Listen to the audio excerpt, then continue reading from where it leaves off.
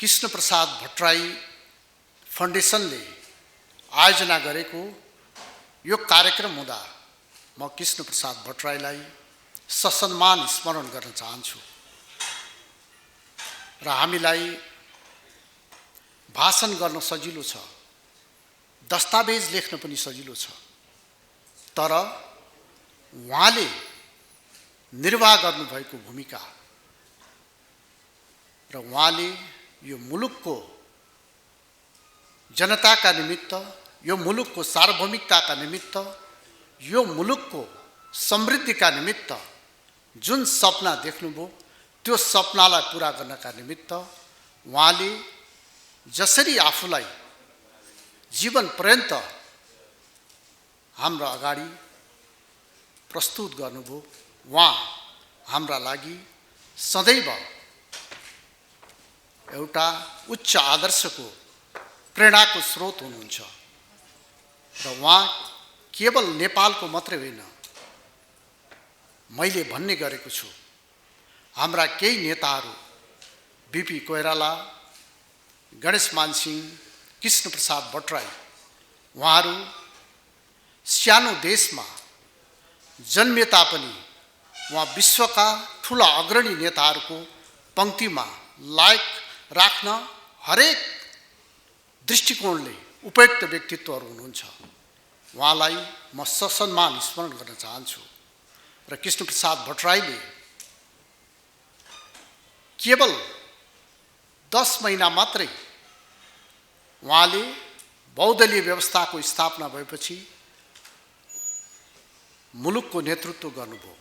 अहिले जस्तो नेतृत्व थिएन, सबै अधिकार उहाँमा निहित थियो, व्यवस्थापिकाको पनि अधिकार उहाँमा निहित थियो, कार्यकारिणीको पनि अधिकार उहाँमा निहित थियो, तर उहाँले त्यो अधिकारलाई आफ्ना लागि होइन, जनता र देशका लागि सदैव समर्पित गर्नुभयो र 10 महिनाभित्रमा नेपाली जनतालाई स्वतन्त्र नागरिक, सार्वभौम देशका स्वतन्त्र नागरिकको दर्जामा पुर्याउने 47 सालको संविधान 10 महिनामा जारी गर्नुभयो। उहाँले 48 सालमा, म यो किन भनिराखेको छु भन्दाखेरि यसलाई हामीले स्मरण गर्यौं भनेदेखि यहाँ हामीले भेला भएको अर्थ रहन्छ। उहाँले 10 महिनाभित्रमा, 1 वर्षभित्रमा संविधान जारी गर्नुभयो र निर्वाचन पनि सम्पन्न गराउनुभयो।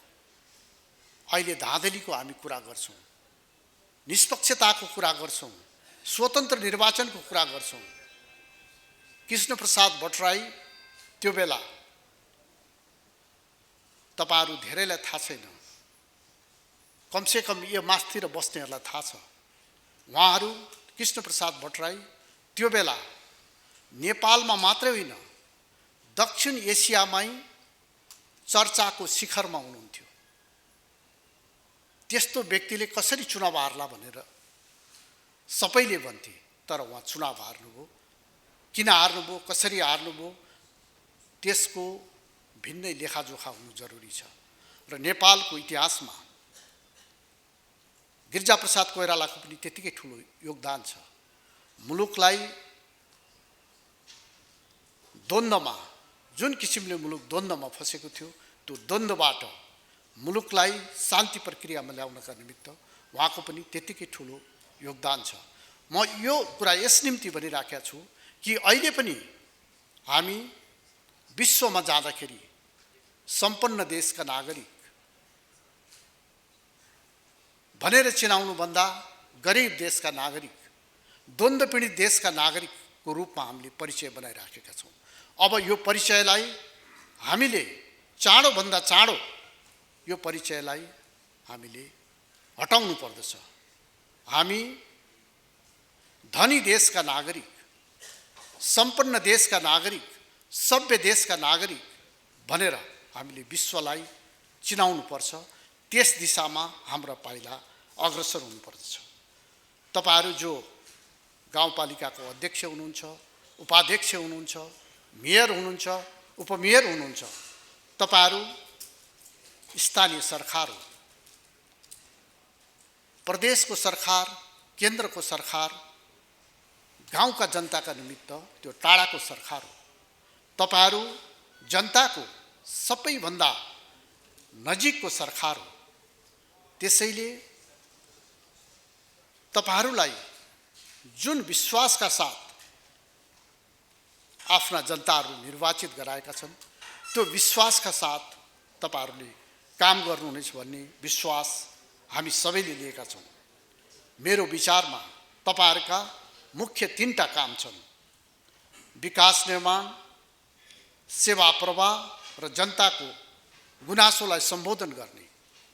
यी 3टा कुरामा तपाईहरूले ध्यान केन्द्रित गर्नुभयो भनेदेखि समय जान धेरै टाइम लाग्दैन। 5 वर्षपछि फेरि त्यहाँका जनताले हाम्रै पार्टीलाई निर्वाचित गराउनेछन्। त्यहाँको जनतामा को रोजाइमा तपाईहरू नै पर्न सक्नुहुन्छ। यस कुरालाई ध्यानमा राखेर तपाईहरूले आफ्नो कार्य सम्पादन गर्ने कुरामा अगाडि बढ्नुहुनेछ भन्ने विश्वास मैले लिएको छु। जनताको मन नजितिकन जनताको प्रतिनिधि हुन सकिन्न।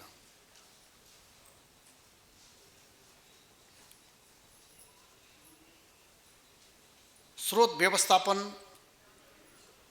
कसरी गर्ने त्यसको बारेमा तपाईहरूले गहिरिएर सोच्नुपर्ने जरुरी छ। हामीसँग सीमित स्रोत छ। उपयुक्त तरिकाले व्यवस्थापन हामीले गर्न सकेनौँ भनेदेखि हामीलाई समस्या आउन सक्दछ। त्यसैले स्रोत व्यवस्थापन गर्दाखेरि मितव्ययतालाई पनि केन्द्रमा राखेर स्रोत व्यवस्थापन गर्ने कुरामा तपाईहरूको ध्यान केन्द्रित हुन जरुरी छ। संविधानको अनुसूची 8 लाई तपाईहरूले एक पटक होइन 4 पटक 5 पटक पढ्नुहोस् र त्यसलाई अनुसरण गर्नुभयो भनेदेखि तपाईहरूको काम, कर्तव्य, अधिकार संविधानको अनुसूची 8 ले स्पष्ट रूपले तपाईहरूलाई मार्ग निर्देश गर्छ। त्यतातर्फ तपाईहरूको ध्यान जाओस्।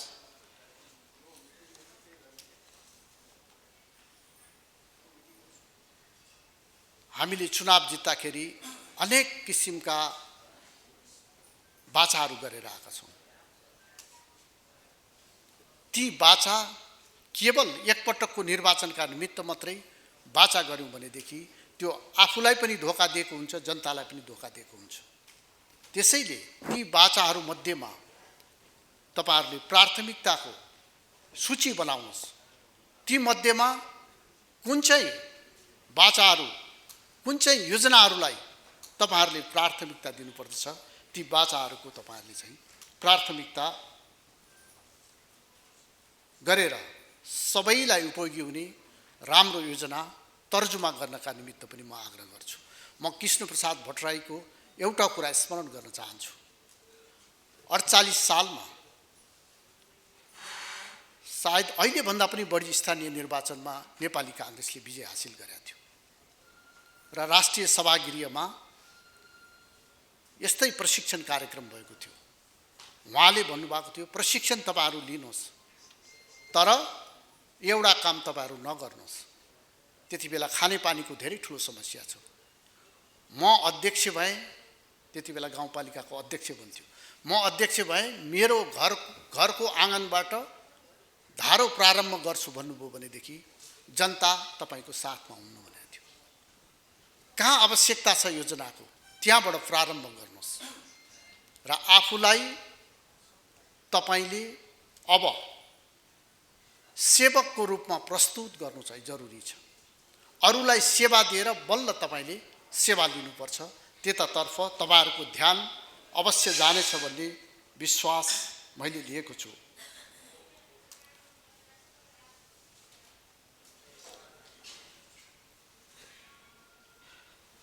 तपाईले संघीय सरकारबाट पनि योजनाहरू लिन सक्नुहुन्छ।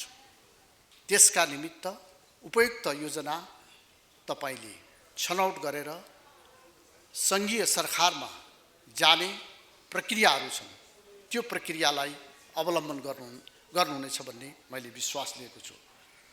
विशेष अनुदानको पनि व्यवस्था गर्छ सरकारले।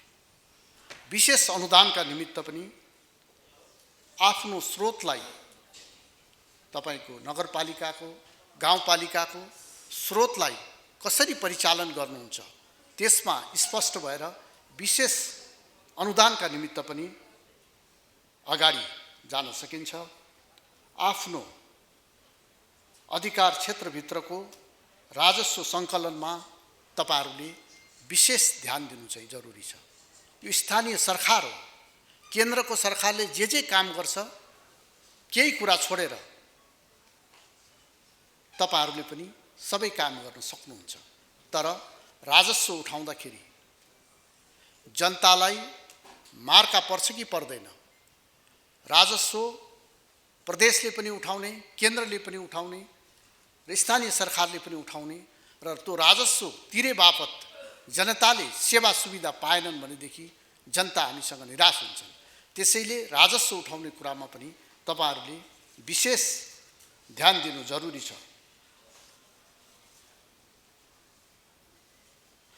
राजस्वको दर निर्धारण गर्दा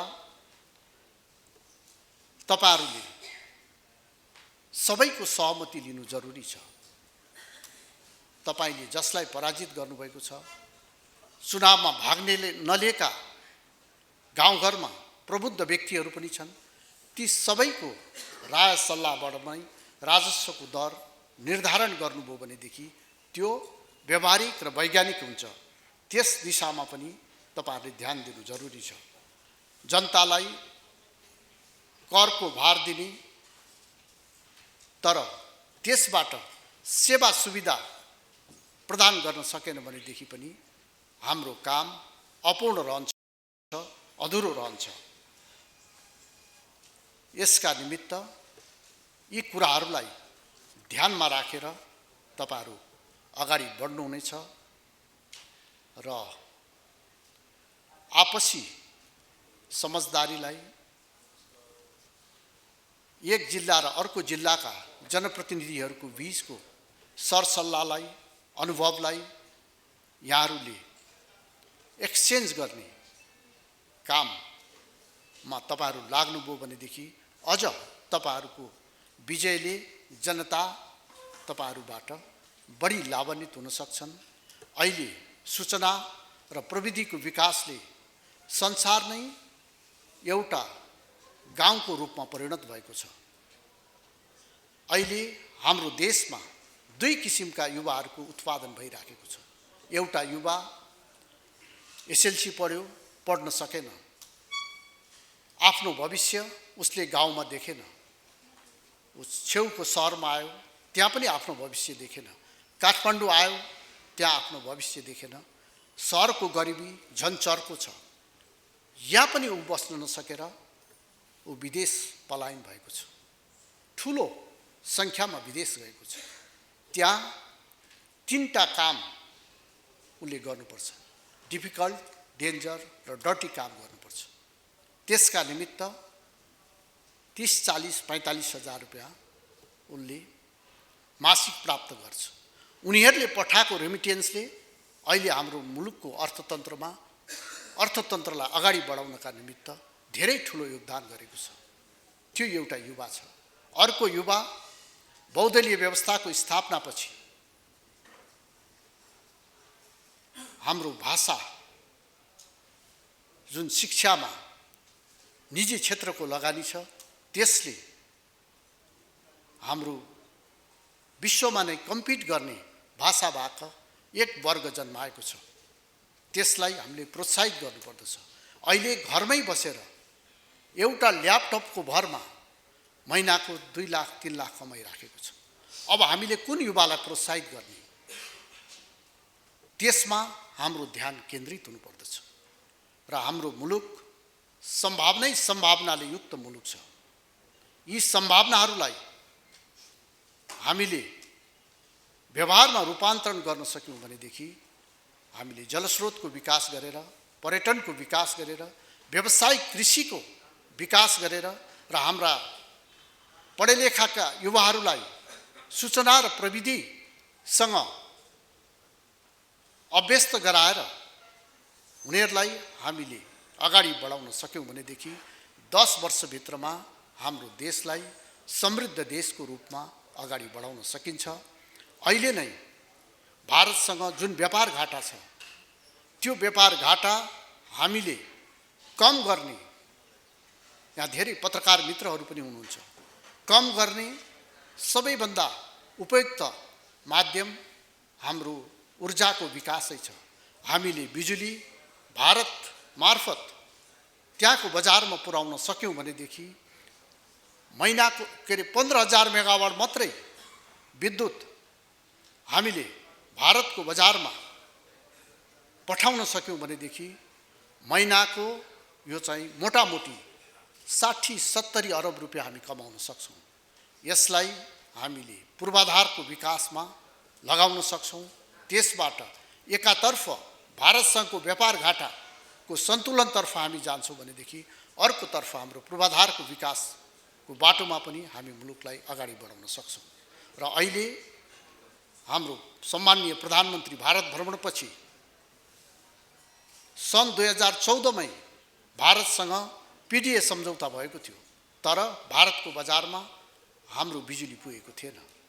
अहिले 364 मेगावाट बिजुली भारतको बजारमा पुगेको छ। यसबाट तपाईहरुले देखिरहनु भएको छ केही लाभ हामीले हर महिना लिइराखेका छौँ। यी उदाहरण मात्रै हुन्। हामीले यहाँ मधेस, पहाड, हिमाल सबैका साथीहरू उपस्थित हुनुहुन्छ। हरेक ठाउँ हामीले टुरिस्ट केन्द्र बनाउन सक्छौँ। त्यसका निमित्त पूर्वाधारको आवश्यकता छ। पूर्वाधारका निमित्त पुँजीको आवश्यकता छ। यो कुरातर्फ हाम्रो ध्यान जानु जरुरी छ। र अब हामी निर्वाचनको सङ्घारमा छौँ। अब आउने निर्वाचनमा 5 दलीय गठबन्धन नै रहनेछ। यो मुलुकको स्थिरताको निमित्त, यो मुलुकको विकासका निमित्त र यो मुलुकलाई तीव्र गतिमा विकासमा अगाडि बढाएर विकास सन्मुख मुलुकबाट विकासशील मुलुकमा हाम्रो देशलाई पुर्याउनका निमित्त अब आउने निर्वाचनमा हामीले एकताका साथ नेपाली कांग्रेसलाई, नेपालको यसले ऐतिहासिक राजनैतिक परिवर्तनहरू गरेको छ। अब मुलुकको आर्थिक परिवर्तनको जिम्मेवारी दिएर मुलुकलाई आर्थिक समृद्धिको दिशामा अग्रसर गराउनका निमित्त एक भएर आगामी निर्वाचनमा जसरी अहिले हामीले स्थानीय निर्वाचनमा नेपाली कांग्रेसको जुन स्थान हामीले बनाएको छौँ त्यही स्थान आगामी निर्वाचनमा बनाउनका निमित्त हामी सबै आफ्नो तर्फबाट लागौँ र यो कार्यक्रम आयोजना गरेर कृष्णप्रसाद फाउन्डेसनले राम्रो कामको सुरुवात गरेको छ। यसका निमित्त पनि म धन्यवाद दिन चाहन्छु। र तपाईहरुले धेरै प्रशिक्षण, तपाईहरु आफै प्रशिक्षक हो, तपाईहरु आफै नेता हो, स्थानीय सरकारको नेतृत्व तपाईहरुले गरिरहनु भएको छ। के गर्दाखेरि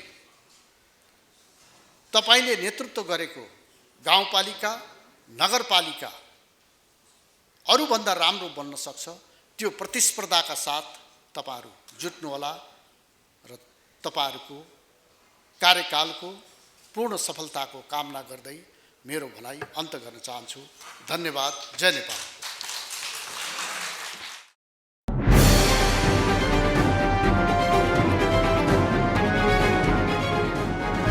तपाईको सूचनाको साथी दैनिकी.com